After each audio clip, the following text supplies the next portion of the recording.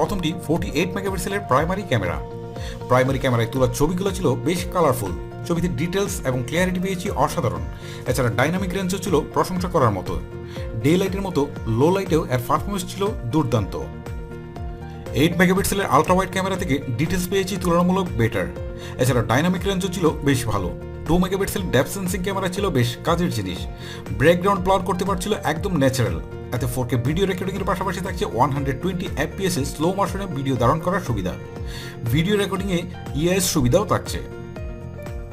ফোনটি সেলফিতে থাকছে 32 মেগাপিক্সেলের একটি ক্যামেরা। সেলফি ক্যামেরায় বেশ ন্যাচারাল ছবি পাওয়া যায়। ছবিতে কালার ও ডিটেলস পেয়েছি পর্যাপ্ত, যা রীতিমতো অবিশ্বাস্য। ছবিতে ডাইনামিক রেঞ্জও ছিল বেশ ভালো। বিশেষ করে লো লাইট ফটোগ্রাফিতে আউটস্ট্যান্ডিং পারফর্ম করেছে এই ক্যামেরা। আমার মতে এই প্রাইস রেঞ্জের মধ্যে বেস্ট ক্যামেরা ফোন বলা যায় এটিকে। রিয়েলমি 6 বর্তমানে 464 ভেরিয়েন্টের আনঅফিসিয়াল প্রাইস 15,500 টাকা। এতে থাকছে স্যামসাং GW অন সেন্সর। ফোনটির রিয়ারে থাকছে কোয়াড ক্যামেরার সেটআপ। প্রথমটি 64 মেগাপিক্সেলের প্রাইমারি ক্যামেরা। এতে স্যামসাংয়ের সেন্সর হলেও ইউআই অপটিমাইজেশনের কারণে অসাধারণ সুন্দর সুন্দর সব ছবি পেয়েছি এতে। ছবিতে ডিটেলস এবং কালার পেয়েছি খুবই ভালো। রিয়েলমি 6 ক্যামেরায় তোলা ছবিগুলো বেশ পাঞ্চি কালার প্রোভাইড করে থাকে। ছবিতে ডাইনামিক রেঞ্জ এবং ক্লিয়ারিটি পেয়েছি প্রত্যাশার চেয়ে অনেক বেটার। 8 মেগাপিক্সেলের আলট্রা ওয়াইড ক্যামেরায় তোলা ছবিগুলো ছিল প্রশংসাযোগ্য। আর 2 মেগাপিক্সেলের ডেপথ সেন্সিং ক্যামেরা পোর্ট্রেট মোডে অসাধারণ সুন্দর সব ছবি তুলতে পারে। ছবির ব্যাকগ্রাউন্ড ব্লার অনেকটাই ন্যাচারাল। 2 মেগাপিক্সেলের ম্যাক্রো ক্যামেরা লো লাইটে ভালো পারফর্ম করতে না পারলেও ডে লাইটে এর পারফর্ম ছিল যথেষ্ট ভালো। রিয়ার ক্যামেরায় 4K ভিডিও রেকর্ডিংয়ের পাশাপাশি ইউএস সুবিধাও পাচ্ছেন। ফোনটি সেলফিতে থাকছে 16 মেগাপিক্সেলের একটি ক্যামেরা। বরাবরের মতোই রিয়েলমির সেলফি ক্যামেরায় ফেসকে স্মুথ করে দেওয়ার একটা প্রবণতা লক্ষ্য করা যায়। সেলফি ক্যামেরায় ডিটেলস এবং কালার প্রোডাকশন ছিল যথেষ্ট ভালো। গুড নিউজ এই যে এতে থাকছে 120 FPS এ স্লো মোশনে ভিডিও ধারণ করার সুবিধা, যে কারণে আমার মতে 15,500 টাকা প্রাইস রেঞ্জের মধ্যে বেস্ট ক্যামেরা ফোন বলা যায় এটিকে। রেডমি নোট 9 প্রো বর্তমানে 464 ভেরিয়েন্টের আনঅফিসিয়াল প্রাইস 17,900 টাকা। এবারে রেডমি নোট 9 প্রো ক্যামেরা সেকশনে আউটস্ট্যান্ডিং পারফর্ম করেছে। ফোনটির রিয়ারে থাকছে কোয়াড ক্যামেরা সেটআপ। 48 মেগাপিক্সেলের প্রাইমারি ক্যামেরা রেডমি নোট 8 প্রোকে হারিয়ে দিয়েছে খুব সহজেই। রেডমি নোট 9 প্রো এর তোলা ছবিগুলো বেশ কালারফুল, ব্রাইভেন্ট এবং ভিভিড। তাছাড়া ছবিতে ডিটেলস পেয়েছি পর্যাপ্ত এবং ডাইনামিক রেঞ্জও ছিল বেশ ভালো। ছবিগুলো ছিল যথেষ্ট ন্যাচারাল আর ছবিতে ক্লিয়ারিটি পেয়েছি প্রশংসা করার মতো।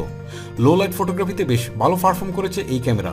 30 FPS এ 4K ভিডিও রেকর্ডিংয়ের পাশাপাশি এতে 960 FPS এ স্লো মোশনে ভিডিও ধারণ করতে পারবেন। সেই সাথে ভিডিও রেকর্ডিংয়ের সময় থাকছে ইউএস সুবিধা। 8 মেগাপিক্সেলের আলট্রা ওয়াইড ক্যামেরা থেকে ডিটেলস এবং ডাইনামিক রেঞ্জ পেয়েছি বেশ ভালো। 2 megapixel depth sensing camera background blur করতে পারছিল একদমই ন্যাচারাল। 5 মেগাপিক্সেলের ম্যাক্রো ক্যামেরা বেশ ভালো মানের ছবি তুলতে সক্ষম। ফোনটিতে থাকছে 16 মেগাপিক্সেলের আরও একটি সেলফি ক্যামেরা। সেলফি ক্যামেরায় তোলা ছবিগুলোর কালার এবং কন্ট্রাস্ট পেয়েছি প্রশংসা করার মতোই। আমার মতে 18,000 টাকা প্রাইস রেঞ্জের মধ্যে এর প্রতিদ্বন্দ্বী আর কেউ নেই। রিয়েলমি 6 প্রো বর্তমানে ফোনটির আনঅফিসিয়াল প্রাইস 20,500 টাকা। এতে থাকছে স্যামসাং GW অন সেন্সর। ফোনটির রিয়ারে থাকছে কোয়াড ক্যামেরার সেটআপ। 64 মেগাপিক্সেলের প্রাইমারি ক্যামেরাকে বাজেট লেভেলের কিং বলা হয়। রিয়েলমি 6 প্রোতে তোলা ছবিগুলো প্রচুর পরিমাণে ডিটেলস ধরে রাখে। এছাড়া ছবিগুলো খুবই পাঞ্চি কালার প্রোভাইড করে থাকে। ছবিতে শার্পনেসও পাওয়া যায় একদম পারফেক্ট। 8 মেগাপিক্সেলের আলট্রা ওয়াইড ক্যামেরায় তুলনামূলক বেশ ভালো ডিটেলস ধরে রাখে আর ডাইনামিক রেঞ্জও পেয়েছি বেশ ভালোই। 12 মেগাপিক্সেলের টেলিফোটো লেন্স দিয়ে 20x পর্যন্ত জুম করা যায় আর বুকে ইফেক্টে ছিল একদম পারফেক্ট। 2 মেগাপিক্সেলের ম্যাক্রো ক্যামেরা আহামরি তেমন কিছু না, তবে বেটার লাইট কন্ডিশনে বেটার ইমেজ ক্যাপচার করতে পারে এই ক্যামেরা। রিয়ার ক্যামেরায় 4K ভিডিও রেকর্ডিংয়ের পাশাপাশি ইউএস সুবিধাও থাকছে। ফোনটির সেলফিতে থাকছে ডুয়েল ক্যামেরার সেটআপ। প্রথমটি 16 মেগাপিক্সেলের প্রাইমারি ক্যামেরা, যা সোনি IMX471 সেন্সরযুক্ত।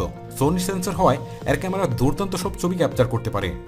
লো লাইট ফটোগ্রাফিতে অসাধারণ সুন্দর সুন্দর ছবি ক্যাপচার করতে পারে এই ক্যামেরা। সেলফি ক্যামেরায় ইউএস সুবিধার পাশাপাশি 120 FPS এ স্লো মোশনে ভিডিও ধারণ করতে পারবেন।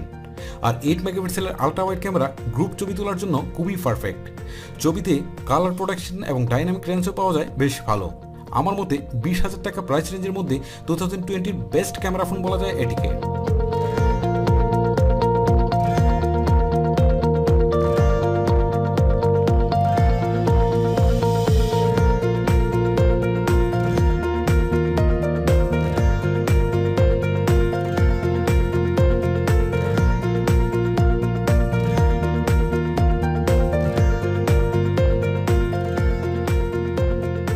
ভিউয়ার্স, এই হচ্ছে আমার আজকের ভিডিওটি আপনাদের কেমন লাগলো তা অবশ্যই আমাকে নিচে কমেন্ট বক্সে লিখে পাঠাবেন।